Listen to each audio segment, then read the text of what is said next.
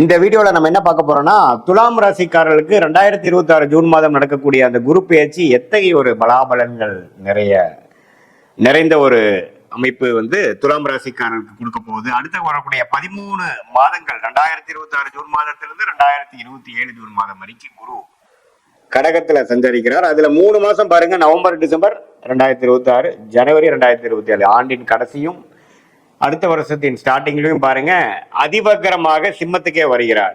So துலாம் ராசிக்காரர்களுக்கு முதல் 5 மாதங்கள் அவர் 10ஆம் இடத்துக்கு சில தொழில் வேலை மாற்றங்களை கொடுத்து, அதுக்கப்புறம் நவம்பர் டிசம்பர் ஜனவரி மாதம் 11ஆம் இடத்துக்கு நல்ல சில சிறப்பான சில நல்ல விஷயங்கள், லாபங்கள், சுப விஷயங்கள் எல்லாமே கொடுக்கக்கூடிய அமைப்பு துலாம் ராசிக்காரருக்கு இந்த குரு பயிற்சி கண்டிப்பாக கொடுக்கிறது.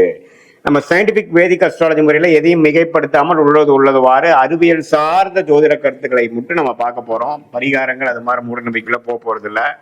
இப்ப பாருங்க, துலாம் ராசிக்கு உச்ச குருவாக 10ஆம் இடத்துக்கு வரும்பொழுது நிறைய அந்த பேங்கிங் லைன்ல இருந்தவங்க, பினான்சியல் லைன்ல இருக்கிறவங்களுக்கு எல்லாம் நல்ல ஒரு மாற்றம், நல்ல ஒரு ரெகக்னிஷன் கிடைக்குங்கிறது நம்ம தெரிஞ்சுக்கணும். அதே சமயத்தில் தன் வீட்டை தன்னையே பார்க்கிறாருங்கிற 6ஆம் வீட்டை பார்த்து வலுக்கிறார். ஸோ ருணச்சத்ரு பாவம் வலுக்குது துலாம் ராசிக்கு. அப்படிங்கிறப்ப கொஞ்சம் உடல் உபாதைகள் இருக்கிறவங்களுக்கு ஒண்ணுமே கேர்ஃபுல்லா இருக்கணும். புதுசா ஏதோ சீனியர் சிட்டிசனுக்கு நோய் வருவது, 45-50 வயசுலயே பாத்தீங்கன்னா இந்த டயபெட்டிஸ் அது மாதிரி சில தொந்தரவுகள் துலாம் ராசிக்காரர்களுக்கு கொடுக்கறது.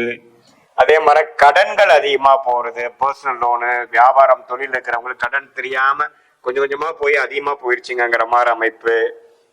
அதே மாதிரி உறவுகள்லையும் கொஞ்சம் பிரச்சனைகள் கொடுக்கக்கூடிய அமைப்புகள்லாம் கொடுக்க வாய்ப்பு இருக்கு. பட் இது ஒரு பொதுவான பலனை ஒழிய, உங்களுடைய 2ஆம் இடத்தை குரு பார்க்கறது பண விஷயத்துக்கு பிரச்சனை இல்லை.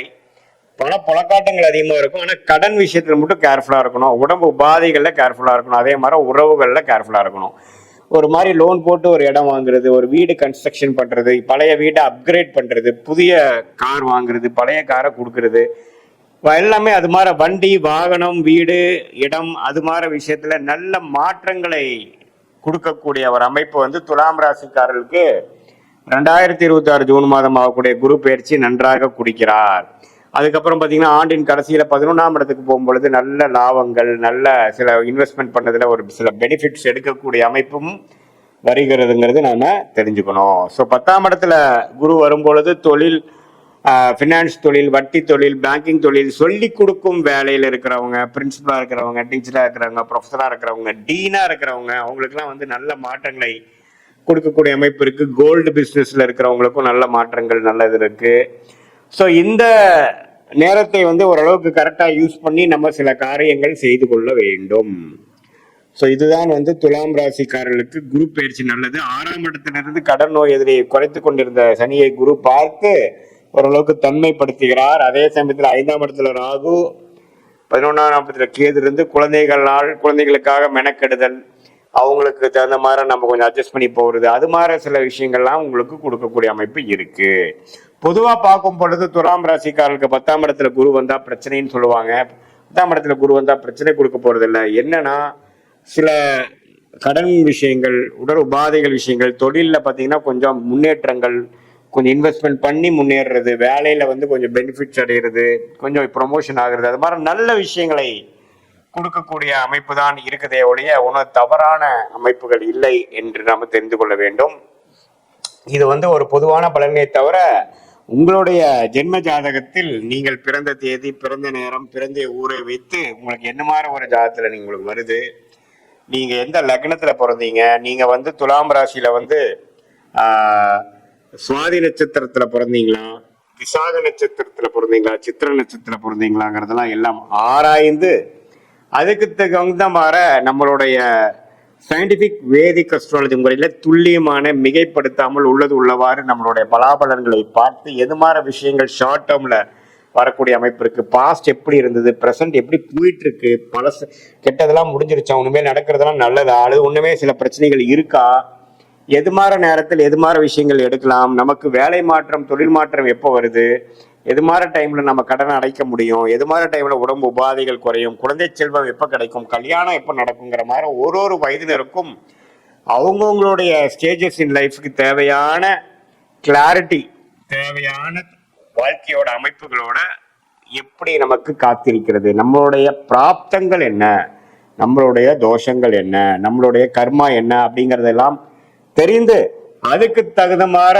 நம்மளுடைய வாழ்க்கையை அமைச்சு கொண்டோனால் கண்டிப்பாக வாழ்க்கையில் தேவையற்ற பண விரயங்கள், தேவையற்ற சமய விரயங்கள் எல்லாம் தவிர்த்து வாழ்க்கையில் எளிதில் நம்மளால ஜெயிக்க முடியும். இதுல சயின்டிபிக் வேதிக் அஸ்ட்ராலஜி முறை என்ன சொல்லுதுன்னா, எந்த டிகிரியில கிரகங்கள் இருக்கு, ராசிக்கு எவ்வளவு பாவங்கள் தள்ளி இருக்கு, எந்த பாவத்தில் எந்த ஆதிபத்தியம் செய்யும், உங்களுடைய லக்னம் என்ன, லக்னத்துக்கு எந்தெந்த கிரகத்தின் திசைகள் நல்லா இருக்கு, எந்த தசை போய்கொண்டிருக்கிறது, அந்த தசநாதன் இப்பொழுது கோச்சாரத்துல டிரான்சிட் அஸ்ட்ராலஜி எப்படி இருக்குங்கிறதெல்லாம் சேர்த்து வைத்து நம்ம பார்க்கும் பொழுது அடுத்த வரக்கூடிய காலகட்டங்கள் என்ன, உங்களுக்கு பிடித்தமான ஒரு தொழில் எதுவான அமையும், அந்த பிடித்த தொழிலே உங்களுக்கு லக்கியான யோகமான தொழிலா அமைய வாய்ப்பு இருக்கா, எது மாதிரி நேரத்தில் நம்ம செய்யலாம், எந்த படிப்பு நமக்கு உயர்வை கொடுக்கும், எந்த துறை நம்மளுக்கு நல்ல வெற்றியை கொடுக்கும், எந்த நேரத்தில் நம்ம ரெஸ்ட் எடுக்கணும், எந்த நேரத்தில் நம்ம அடக்கி வாசிக்கணுங்கிறதெல்லாம் நம்மளுடைய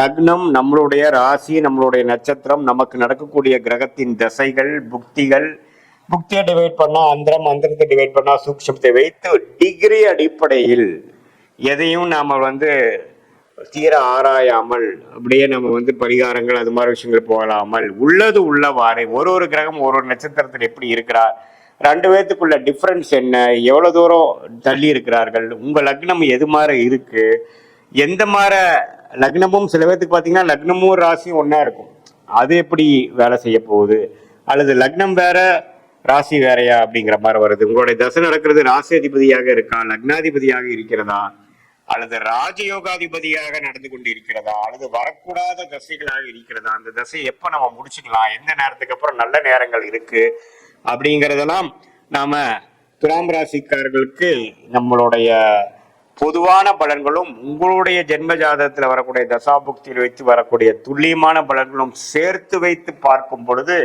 நம்மளுடைய வாழ்க்கைக்கு தேவையான எல்லா அத்தியாவசிய கிளாரிட்டிஸ், வாழ்க்கையில தேவையான கேள்விகளுக்கு வேணுங்கிற விடைகள்லாம் நமக்கு கிடைக்கக்கூடிய அமைப்பு மூலமாக நம்ம தவறான முடிவுகளை தவறான நேரத்தில் செய்து வாழ்க்கையில் துயரப்பட்டு அதுக்கு வேணுங்கிற விலையை கொடுத்து ஒரு டைமும் நம்ம தவறான முடிவெடுத்து நம்ம எதுலையோ நம்ம இறங்கும் பொழுது வாழ்க்கையில 2 வருடம் 3 வருடம் 4 வருடம் பின்னோக்கி போகக்கூடிய அமைப்பு இருப்பதனால் நம்மளுடைய பிராப்தத்தை தெரிந்து நாம் அதுக்கு தகுந்த மாதிரி வாழ்க்கையை அமைத்து கொண்டு வாழ்க்கையில் நம்ம வாழும் பொழுது கண்டிப்பாக எளிதில் வெற்றி பெற முடியும் என்று சொல்ல விரும்புகிறேன். மீண்டும் மற்றொரு காணொளியில் சந்திப்போம்.